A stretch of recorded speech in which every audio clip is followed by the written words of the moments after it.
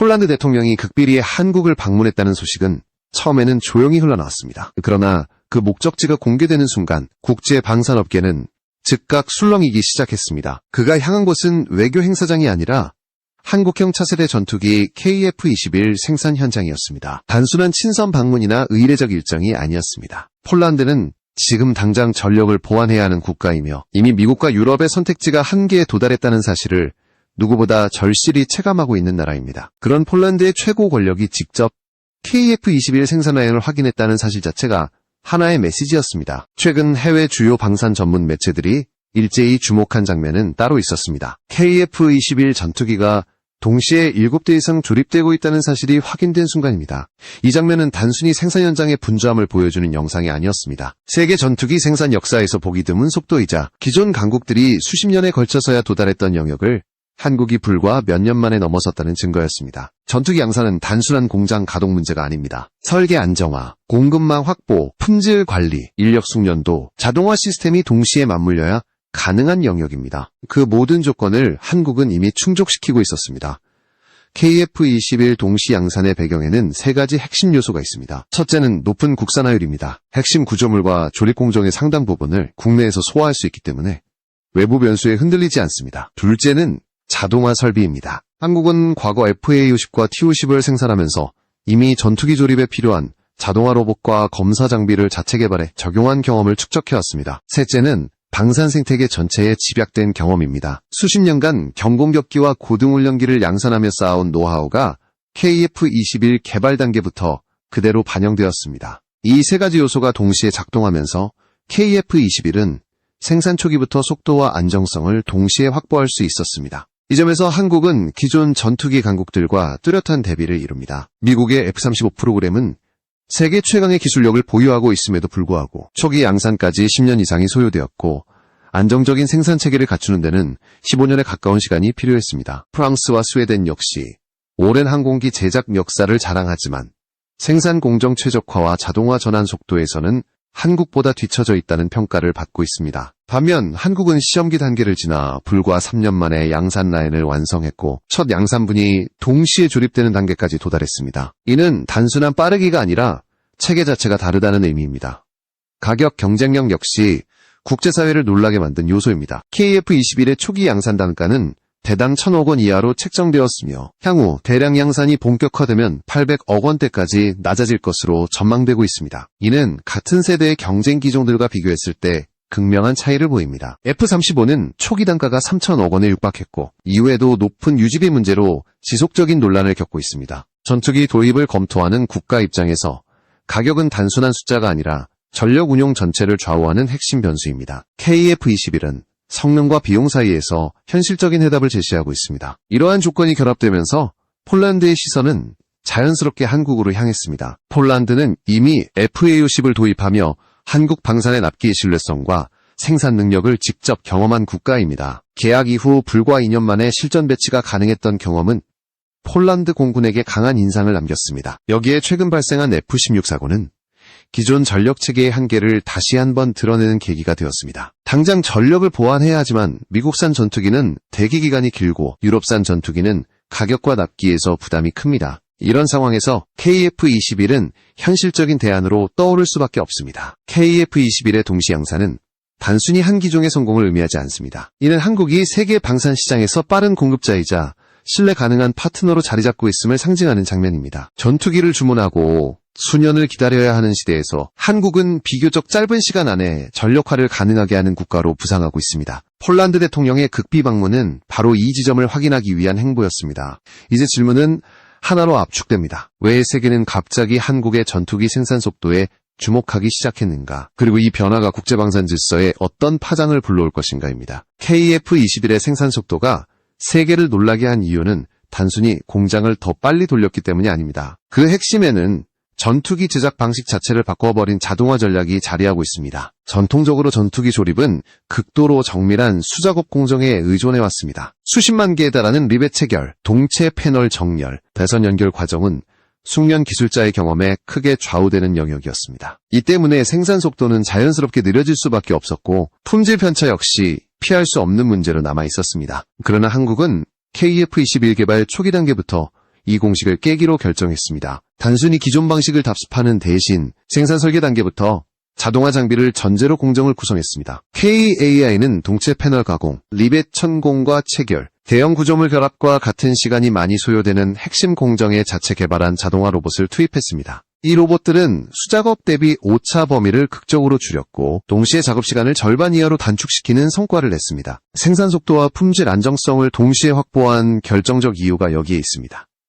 이러한 변화는 수치로 비교할 때 더욱 선명해집니다. 미국의 F-35는 현재 연간 100대 이상 생산이 가능하지만 이 수준에 도달하기까지 10년이 넘는 시간이 필요했습니다. 초기 5년 동안은 연간 생산량이 30대를 넘기지 못했고 납품 지연 문제로 미 국방부와 지속적인 갈등을 겪었습니다. 프랑스의 최신 전투기 역시 월 생산량이 극히 제한적이며 주문 후 실제 인도까지 5년 이상이 소요되는 경우가 흔합니다. 스웨덴의 전투기는 핵심 부품을 해외에 의존하고 있어 생산 일정 자체를 유연하게 조정하기 어렵다는 한계를 안고 있습니다. 반면 KF-21은 양산 라인을 구축한 지 불과 1년 만에 동시에 7대를 조립하는 단계에 도달했습니다. 초기 생산율은 이미 70%를 넘어섰고 필요할 경우 생산 라인을 추가해 월 수, 대, 연간 40대 이상까지 확대할 수 있는 구조를 갖추고 있습니다. 이는 단순한 목표치가 아니라 실제 설비와 인력 배치까지 계산된 수치입니다. 전투기 생산에서 가장 어려운 단계인 초기 안정화 구간을 한국은 놀라울 정도로 빠르게 통과하고 있습니다. 이 속도의 이면에는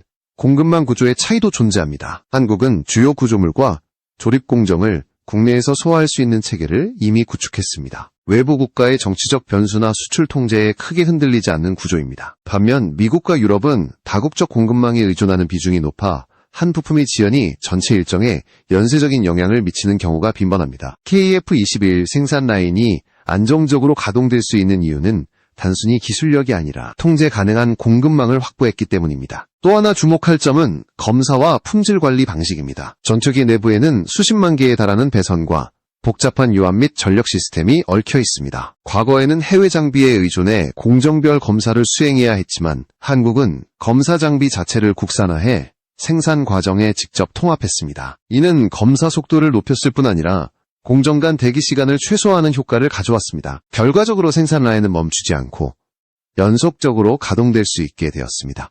이 모든 요소가 결합되면서 KF-21의 동시 양산은 하나의 상징이 되었습니다. 이는 단순한 숫자의 문제가 아니라 전투기 제작 패러다임이 바뀌고 있음을 보여주는 장면입니다. 자동화와 국산화, 그리고 축적된 양산 경험이 결합될 때 어떤 결과가 나오는지를 한국은 KF-21을 통해 증명하고 있습니다. 이제 국제사회의 관심은 자연스럽게 다음 질문으로 이동하고 있습니다. 이렇게 빠르게 만들어지는 KF-21이 과연 어떤 가격과 조건으로 세계 시장에 제시될 것인가, 그리고 그 선택지가 기존 질서를 어떻게 흔들게 될 것인가입니다. 전투기 도입을 검토하는 국가들에게 가격은 단순한 구매 비용이 아닙니다. 그것은 곧 국가방위 전략의 지속 가능성과 직결되는 문제입니다. KF-21이 국제시장에서 강력한 존재감을 갖게 된 이유 역시 성능만이 아니라 이 가격 구조에 있습니다. 초기 양산 단계에서 KF-21의 대당 가격은 1,000억 원 이하로 책정되었고 본격적인 대량 생산 체제가 자리 잡으면 800억 원대까지 내려갈 것으로 전망되고 있습니다. 이는 같은 세대의 전투기들과 비교할 때 압도적으로 현실적인 수치입니다. F-35는 기술적으로 뛰어난 기체이지만 초기 도입 단가가 3,000억 원에 육박했고 이후에도 유지비 부담이 끊임없이 문제로 제기되었습니다. 최신형 F-16 개량형 역시 1,500억 원을 넘는 가격대로 형성되어 있으며 프랑스의 전투기는 1,800억 원 안팎의 고가 정책을 유지하고 있습니다. 전투기 한 대의 가격이 수백억 원에서 수천억 원에 이르는 상황에서 중견 국가들이 선택할 수 있는 폭은 점점 좁아지고 있습니다. KF-21은 이 틈을 정확히 파고들고 있습니다. 가격 경쟁력이 갖는 의미는 단순한 예산 절감이 아닙니다. 한 대당 비용이 낮아질수록 더 많은 기체를 도입할 수 있고 이는 곧 전력 밀도의 차이로 이어집니다. 제한된 예산 안에서 소수의 고가 전투기를 운영하는 것과 합리적인 가격의 전투기를 충분한 수량으로 배치하는 것은 전략적 차원이 전혀 다른 선택입니다. KF-21은 바로 이 지점에서 현실적인 대안을 제시하고 있습니다. 성능을 극단적으로 희생하지 않으면서도 운용 가능한 수준의 가격을 유지하고 있기 때문입니다. 여기에 납기 신뢰성이 더해지면서 KF-21의 매력은 배가 됩니다. 미국산 전투기를 주문할 경우 길게는 10년 가까운 대기 기간을 감수해야 하는 사례도 적지 않습니다. 유럽산 전투기 역시 주문이 몰릴수록 인도 일정이 뒤로 밀리는 구조적 한계를 안고 있습니다. 반면 한국은 비교적 짧은 시간 안에 전력화를 가능하게 하는 공급 능력을 갖추고 있습니다. 이는 단순한 약속이 아니라 FA50과 T50을 통해 이미 검증된 실적입니다. 동남아시아와 중동 그리고 동유럽 국가들이 KF21에 주목하는 이유도 여기에 있습니다. 이들 국가는 공통적으로 국방비에 제약이 있으며 동시에 주변 안보 환경은 갈수록 불안정해지고 있습니다. 고가의 전투기를 소수 도입하는 방식으로는 전력 공백을 메우기 어렵습니다. KF21은 합리적인 가격과 빠른 납기를 통해 이 문제에 직접적인 해답을 제시합니다. 특히 기존의 한국산 항공기를 운용해본 국가들은 유지보수와 운용 측면에서도 한국 방산의 특성을 잘 알고 있기 때문에 신뢰도가 더욱 높습니다. 또 하나 중요한 요소는 성능 대비 가격입니다. KF21은 최신 전자식 위상 배열 레이더와 전자전 장비, 첨단 센서를 기본적으로 탑재하고 있으며 단계적인 개량을 통해 성능을 지속적으로 끌어올릴 수 있도록 설계되었습니다. 초기 도입 시점에서 이미 경쟁력을 갖추고 있을 뿐 아니라 시간이 지날수록 업그레이드를 통해 전력을 유지할 수 있는 구조입니다. 이는 단기적 구매가 아니라 장기적 운용을 고려하는 국가들에게 매우 중요한 요소입니다. 결국 KF21이 제시하는 조합은 명확합니다. 감당 가능한 가격, 빠른 납기, 그리고 충분한 성능. 이 세 가지 요소가 동시에 충족되는 사례는 세계 전투기 시장에서도 드뭅니다. 그래서 KF21은 단순한 신형 전투기가 아니라 기존 시장 질서에 균열을 내는 변수로 작용하기 시작했습니다. 이제 관심은 자연스럽게 한 국가로 향합니다. 이 전투기의 공동개발 파트너였지만 현재 가장 미묘한 위치에 놓인 나라, 바로 인도네시아입니다. KF21 개발 과정에서 가장 복잡하고 민감한 변수는 인도네시아였습니다. 인도네시아는 명목상 KF21 공동개발국으로 참여했지만 시간이 흐르면서 그 위치는 점점 애매해지기 시작했습니다. 애초 계약에 따르면 인도네시아는 전체 개발비의 약 20%에 해당하는 금액을 분담하고 그 대가로 일정 수준의 기술 이전과 생산 참여 권한을 확보하는 구조였습니다. 그러나 실제 진행 과정에서 인도네시아의 분담금 납부는 지속적으로 지연되었고 약속된 금액의 일부만이 집행된 상태가 장기간 이어졌습니다. 이 문제는 단순한 재정 갈등이 아니었습니다. 방산협력에서 작은 분담은 곧 책임과 신뢰를 의미합니다. 개발비를 제때 납부하지 않는 파트너는 기술 보안과 일정 관리 측면에서 불안 요소가 될 수밖에 없습니다. 그럼에도 한국은 즉각적인 강경 대응을 선택하지 않았습니다. 국제 공동개발 사업에서 파트너와의 갈등은 프로젝트 전체의 신뢰도에 영향을 미칠 수 있기 때문입니다. 한국은 외교적 명분과 장기적 전략을 고려해 인도네시아와의 협력 관계를 유지하는 쪽을 택했습니다. 하지만 상황은 점점 더 복잡해졌습니다. 인도네시아가 약속된 분담금을 이행하지 않은 상태에서 외부로부터 군사기술 협력과 관련된 의혹이 제기되기 시작했기 때문입니다. 국제사회에서 군사기술 이전은 극도로 민감한 사안이며 특히 특정 국가와의 협력 여부는 공동개발 프로젝트 전체에 영향을 미칠 수 있습니다. 이런 맥락에서 인도네시아의 행보는 한국 입장에서 결코 가볍게 넘길 수 없는 문제로 인식되기 시작했습니다. 결국 한국은 전략을 수정했습니다. 감정적인 결별이 아니라 계약 구조를 재정비하는 방식이었습니다. 2024년 이후 협약을 조정해 인도네시아가 실제로 분담하지 않은 기술에 대해서는 이전 대상에서 제외하는 조항이 적용되었습니다. 또한 인도네시아 몫으로 책정된 일부 참여 방식은 실물 기체나 기술이 아니라 현금 납부로 전환되면서 한국의 기술 주도권은 더욱 명확해졌습니다. 표면적으로는 공동개발이 유지되는 듯 보였지만 실질적인 개발과 통제는 한국 중심으로 재편된 것입니다. 이 과정에서 한국은 중요한 선택을 했습니다. 인도네시아를 공개적으로 압박하거나 배제하는 대신 계약과 규정을 통해 자연스럽게 영향력을 제한하는 길을 택했습니다. 이는 국제 방산 시장에서 신뢰를 지키기 위한 계산된 대응이었습니다. 방산 수출에서 가장 중요한 요소는 기술보다도 파트너에 대한 신뢰라는 점을 한국은 분명히 인식하고 있었습니다. 불안정한 파트너와의 갈등을 외부로 드러내는 대신 내부적으로 리스크를 제거하는 방향을 선택한 것입니다. 그 결과는 명확했습니다. KF21의 기술 주도권은 사실상 100% 한국으로 귀결되었고 인도네시아는 참여국이라는 명칭만 남은 상태가 되었습니다. 뒤늦게 분담금을 납부하더라도 핵심 기술에는 접근할 수 없는 구조가 완성된 것입니다. 이는 단기적으로는 부담처럼 보였을지 모르지만 장기적으로는 한국에게 결정적인 이점을 안겨주었습니다. 기술 통제권과 개발 일정, 그리고 수출 전략을 온전히 한국이 주도할 수 있는 환경이 마련되었기 때문입니다. 아이러니하게도 인도네시아를 둘러싼 이 불확실성은